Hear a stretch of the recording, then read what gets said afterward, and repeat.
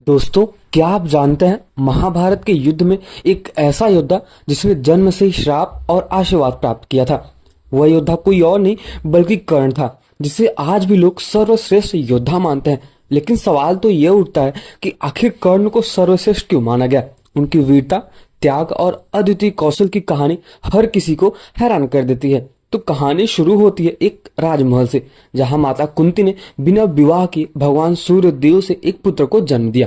लेकिन समाज के डर से वो उसे नदी में बहा देती या फिर कहीं छोड़ देती या फिर कहीं बहा देती है। यही बालक कर्ण जो सूर्य पुत्र कहलाया, और साथ ही साथ इनको सूत पुत्र अधिरथ द्वारा पाला गया था। कर्ण ने अपने जीवन में कठिनाइयों को अपने संकल्प और पराक्रम से पराजित किया था। उन्होंने गुरु परशुराम से शिक्षा ली और साथ ही साथ युद्ध कौशल में ऐसा निपुण बने कि देवताओं तक उनकी वीरता को लोहा मानते थे। लेकिन क्या आप जानते हैं परशुराम से मिले श्राप ने कर्ण के जीवन में कैसे उलझने पैदा कर दी। महाभारत के युद्ध में जब हर योद्धा कर्ण के सामने आया है तो उसकी कुशलता और वीरता ने सभी को चकित कर दिया है। लेकिन उनकी सबसे बड़ी लड़ाई थी अर्जुन से। क्या अर्जुन को मतलब कर्ण हरा सकते हैं या फिर कर्ण अर्जुन को हरा सकते हैं? अगर भाग्य उनके साथ होता या फिर उनका त्याग और बलिदान उनके साथ होता, अगर वो धर्म के रास्ते पे होता तो ये जरूर हो सकता था। एक बात और यहाँ पे खड़ा होके आता है कि अगर महानता की ही बात हो रही है तो क्यों ना हम एकलव्य को मान लेते, क्योंकि वो भी एक महान योद्धा माने जाते हैं। लेकिन वो भी युद्ध तो नहीं लड़े, तब उनकी महानता कैसे सिद्ध होती है? गुरु द्रोण, भीष्म और भगवान श्री कृष्ण को हम इसमें शामिल नहीं कर सकते, क्योंकि वो देवता थे और उनको पूजा जाता है। अश्वत्थामा भी एक तरह से देखा जाए तो वो भी देवता थे। तो चलिए फिर शुरुआत करते हैं। दरअसल ऐसा बताया जाता है कि कर्ण ही एक ऐसे सर्वश्रेष्ठ योद्धा थे जिन्होंने विपरीत परिस्थिति के बावजूद खुद को एक श्रेष्ठ योद्धा के रूप में स्थापित किया था, और वो भी धर्म सम्मत रूप से। तो चलिए फिर आज की इस वीडियो में हम जानते हैं कर्ण के बारे में, कर्ण से जुड़े कुछ तथ्य के बारे में, और कर्ण कितने महान थे और उनके बारे में कुछ अच्छा ही जानते हैं। बस उसके लिए वीडियो में अंत तक जरूर बने रहे, और अगर वीडियो पसंद आती है तो इसको लाइक जरूर करना और चैनल को सब्सक्राइब तो अवश्य करना। मेरी एक रिक्वेस्ट है, वीडियो को अंत तक जरूर देखें। तो फिर इनमें से सबसे पहला आता है, अर्जुन का साथ देने के लिए जगत के स्वामी भगवान श्री कृष्ण थे, लेकिन कर्ण का साथ देने के लिए दुर्योधन ही था। अर्जुन पूर्णतः भगवान श्री पर आश्रित थे, जबकि इधर दुर्योधन खुद कर्ण पर आश्रित रहा। मतलब ऐसा ये नहीं कह सकते कि अर्जुन जो है वो भगवान श्री कृष्ण पर आश्रित रहा, लेकिन फिर भी एक तरह से अगर हम दिखाया जाए तो भगवान श्री राम मतलब भगवान श्री कृष्ण और हनुमान जी का अगर जिसके ऊपर छाया हो उसको क्या ही कोई कर सकता है। और वहीं अगर हम दूसरी ओर बात करें तो उसके साथ पांडवों का दुर्योधन था, जो खुद कर्ण के ऊपर भरोसा रखता था और उसको लगता था कर्ण अगर युद्ध लड़ेगा तो जिता देगा और मैं जीत जाऊंगा। दूसरे नंबर पे आता है, कर्ण को गुरु द्रोण ने वह संपूर्ण शिक्षा नहीं दी जो उन्होंने पांडव या फिर कौरव को दी थी। फिर भी कर्ण ने परशुराम से बची हुई शिक्षा छल से हासिल कर लिया था। यदि कर्ण अर्जुन के बराबर योग्य नहीं होता तो भगवान परशुराम कर्ण को शिक्षा देने के लिए तैयार ही नहीं होते। लेकिन ये बात तो ठीक है, मतलब हम इसको मान सकते हैं, गुरु द्रोण ने उन्होंने नहीं दिया, लेकिन परशुराम ने उनको अच्छी ज्ञान दी। लेकिन जब उनको पता चला कि ये कोई क्षत्रिय या फिर ब्राह्मण नहीं, अच्छे कुल का नहीं है, ये सूत पुत्र है, क्योंकि उनको भी नहीं पता था, क्योंकि जब सूत ने पाला था तो ऐसा ही कहा जाता है कि उनको सूत पुत्र भी कहा जाता है और सूर्य पुत्र भी कहा जाता है। तो जब भगवान परशुराम को ये पता चला तो उन्होंने श्राप दे दिया कि जब तुम्हें सबसे ज्यादा महत्वपूर्ण होगा ये ज्ञान की, तब तुम्हें काम नहीं होगा, और ये होता है लास्ट में, सबसे अंतिम युद्ध में, 17वें दिन। अब तीसरे नंबर पे यही आता है, कर्ण एक सच्चा मित्र था। इसके साथ ही साथ हम कह सकते हैं एक दानवीर भी था। स्वयं भगवान श्री कृष्ण भी कहते हैं और इस बात की पुष्टि करते हैं कि कर्ण से बड़ा दानी कोई भी नहीं था। कर्ण जब यह जान गया कि मेरी माता कुंती है, कोई और नहीं, और मेरे भाई ही अर्जुन और भीम नकुल हैं, तो उन्होंने फिर भी अपनी मित्र का धर्म निभाया और मित्रता क्या होती है उसको बतलाया, और सीधा साधा एग्जाम्पल जो होता है उन्होंने वो दिखाया। अब चौथे नंबर पे आता है, भगवान श्री कृष्ण की योजना के तहत कर्ण के कवच और कुंडल को छल पूर्वक अर्जुन के पिता इंद्र द्वारा हथिया लेने के बावजूद भी कर्ण ने युद्ध को एक योद्धा की तरह लड़ा था, जैसे उनको लड़ना चाहिए था, चाहे उनके पास कुंडल और कवच थी या फिर नहीं थी। लेकिन उन्होंने ये कुछ भी नहीं सोचा और बहुत ही अच्छी तरीके से युद्ध लड़ा था।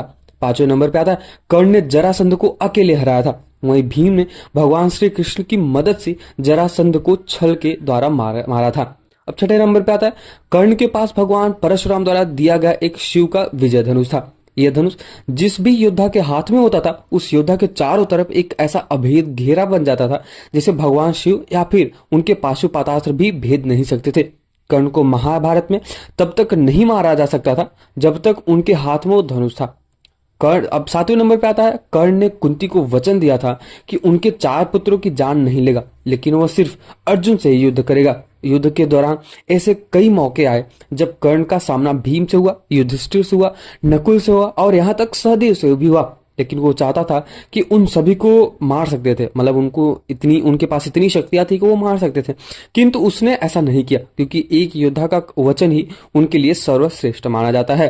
अब यही अगर हम 8वां नंबर बात करें तो जिस द्रुपद को 105 भाई मिलकर जीत नहीं पाए उसे कर्ण ने दिग्विजय के दौरान अकेले ही हराया था। ऐसा बताया जाता है कि प्राग्ञ ज्योतिष का राजा भगदत्त, जिसे राजसूय यज्ञ के दौरान अर्जुन नहीं हरा पाए थे, उसे भी कर्ण ने हराया था। अब इसी नंबर पे जो 9वां है वो आता है कि अश्वसेन बाण का संधान दोबारा न करना। यह भी सर्वश्रेष्ठ का प्रमाण है और कहा जाता है कि अश्वसेन का एक नाग था जो कर्ण के धनुष पर चढ़ गया था और उसने कहा कि तुम मेरा संधान करो तो मैं वहां पहुंचकर अर्जुन को डसकर अपना बदला पूरा कर लूंगा, क्योंकि अर्जुन ने खांडवन दाह के समय मेरी माता को मारा था। लेकिन कर्ण ने अश्वसेन को इनकार कर दिया। अब यहाँ पे कर्ण का कुछ इस प्रकार जवाब होता है कि मैंने जब वचन दे दिया अपने मित्र को तो मैं उस वचन से मुकर नहीं सकता।